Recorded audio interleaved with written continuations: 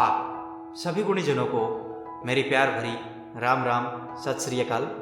आशा करते हैं कि आप सब अपने अपने घरों में अपने परिजनों के साथ स्वस्थ एवं सुरक्षित होंगे और इसके साथ साथ ये भी आशा करते हैं कि आपने कोविड वैक्सीन लगवा ली होगी। जो लोग अभी तक नहीं लगवा पाए हैं या जो किसी भ्रम में हैं अभी तक, उन सबको मेरा आप सबसे करबद्ध निवेदन है कि कृपया जागरूक कीजिए और कोविड वैक्सीन लगाने के लिए प्रेरित कीजिए। भारत में बनी ये दोनों ही वैक्सीन अत्यंत प्रभावी और कोविड के विरुद्ध हमें रोग प्रतिरोधक क्षमता प्रदान करती है। हरियाणवी भजनों एवं रागनियों की अपनी चलती हुई श्रृंखला में आज पुनः आपके समक्ष स्वर्गीय दादा श्री निहाल चंद जी की एक और अनुपम रचना लेकर प्रस्तुत हुए हैं।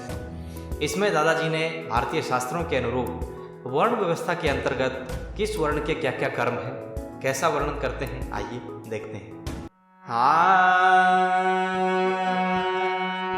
हे जी सतयुग त्रेता द्वापर बीते, कलयुग पहरेदार होए, अपने अपने कर्म छोड़ के चारों वर्ण खवार होए।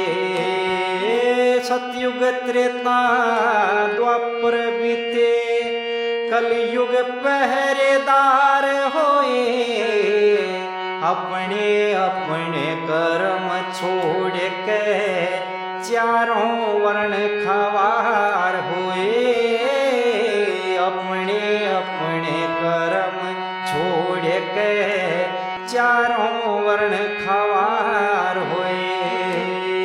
हमारे शास्त्रों के अनुरूप मात्र ब्राह्मण कुल में जन्म लेना ही ब्राह्मण होना सिद्ध नहीं हो जाता है। इसके कर्म भी वैसे ही होने चाहिए। जिसके श्रीमुख से स्वयं श्री ब्रह्मा बात करते हैं या जिसको ब्रह्म का ज्ञान है, बस वही ब्राह्मण कहलाने के अधिकारी हैं। क्या लिखा है पहली कली में, एक ब्राह्मण के क्या क्या कर्म होते हैं, क्या बताया दादाजी ने? हे जी ब्राह्मण के 6 कर्म वेद का पढ़ना और पढ़ाना था, वेद शास्त्र मनुस्मृति श्री गीता ज्ञान सुनाना था, दान का लेना खुद भी देना, यज्ञ करना करवाना था, थी ब्रह्म की पहचानशील संतोष दयालु माना था, इब उनकी संतान कभावे, इब उनकी संतान कभावे, बिन विद्यालाचार होए, अपने अपने कर्म छोड़ के चारों वर्ण खवार होए, अपने अपने कर्म छोड़ के चारों वर्ण खवार होए। और दूसरी कली में शस्त्रधारी उन क्षत्रियों का वर्णन करते हैं। उनके कर्मों को कैसे बताया, क्या कहा? हे जी क्षत्रिय कर्म 5 बतलाए, अन्न धन लक्ष्मी दान करे, विद्या पढ़ना यज्ञ रचना, गुरु का आदर मान करे, डाकू चोर लुटेरे इनको दंड देने का ध्यान करे, दुखिया दीन देश की रक्षा, शूरवीर बलवान करे, वे क्षत्रिय रहे नक्षत्राणी, वे क्षत्रिय रहे नक्षत्राणी, गए तुखम पलट बेकार होए, अपने अपने कर्म छोड़ के चारों वर्ण खवार होए, अपने अपने कर्म छोड़ के चारों वर्ण खवार होए। तीसरी कली में वैश्य के कर्मों का वर्णन करते हैं। क्या लिखते हैं दादाजी, क्या कहा?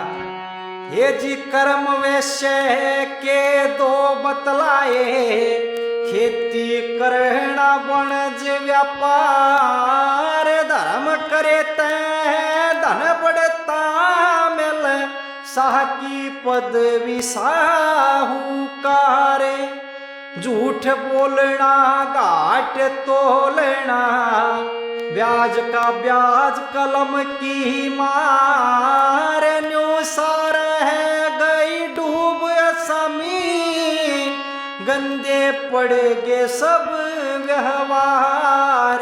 ये जी गाम छोड़े मंडिया में बढ़ गए, गाम छोड़े मंडिया में बढ़ गए, घने अक्लमंद होशियार होए, अपने अपने कर्म छोड़ के चारों वर्ण खवार होए, अपने अपने कर्म छोड़ के चारों वर्ण खवार होए।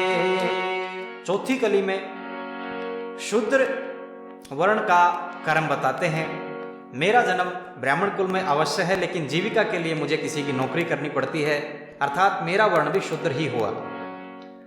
हमारे समाज के कुछ नकली बुद्धिजीवियों ने इस शब्द को इतना मैनिपुलेट करके हमारे बीच यहाँ प्रस्तुत किया है कि आज इस शब्द को बड़ा हेय दृष्टि से सुना और समझा जाता है, किंतु ऐसा नहीं है। सभी वर्ण मिलकर एक समाज को खड़ा करते हैं, कोई भी इसमें छोटा या बड़ा नहीं है। वर्ण व्यवस्था के अनुरूप आज अगर कोई शूद्र है, उदाहरणार्थ मैं किसी की नौकरी करता हूँ और कल को मेरा कोई पुत्र शस्त्र उठा लेता है तो उसका वर्ण क्षत्रिय है, अगर उनमें से कोई शास्त्र उठा लेता है तो उसका वर्ण ब्राह्मण, और कोई अगर व्यापार करने लगता है तो वो वैश्य हो जाता है। ये हमारे समाज की व्यवस्था रही। ये जाति व्यवस्था हमारे ऊपर थोपी गई डच आक्रांताओं के द्वारा। साउथ गोवा में आप जाकर आज भी इसका उदाहरण देख सकते हैं। और बाद में जब अन्य मुगल और तुर्क आक्रांताओं ने इसको देखा और समझा तो उन्होंने भी वही व्यवस्था शेष भारत में लागू कर दी कि कुम्हार का पुत्र कुम्हार, ब्राह्मण का पुत्र ब्राह्मण, ताकि हमारे समाज को तोड़ा जा सके। किंतु वर्ण व्यवस्था के अनुरूप ऐसा नहीं है। आज हमारे समाज को इस व्यवस्था को समझने की नितांत आवश्यकता है। क्या लिखते हैं दादाजी चौथी कली में, क्या कहा? हे जी शूद्र कर्म एक बतलाया, इन तीनों की सेवा करना, भक्ति भाव दास की पदवी, सत्संग बीच कदम धरना, पढ़ पढ़ अफसर बड़े हरिजन, विद्या का ले लिया शरणा, करनी का फल मिले अंत में, कोन्या बस का जीना मरना। ये जी न्याल चंद कहे ऊंच नीच सब, न्याल चंद कहे ऊंच नीच सब, रल मिल कह एक सारे होए, अपने अपने कर्म छोड़ के चारों वर्ण खवार होए। सतयुग त्रेता द्वापर बीते, सतयुग त्रेता द्वापर बीते, कलयुग पहरेदार होए, अपने अपने कर्म छोड़ के चारों वर्ण खवार होए, अपने अपने कर्म छोड़ के चारों वर्ण खवार होए।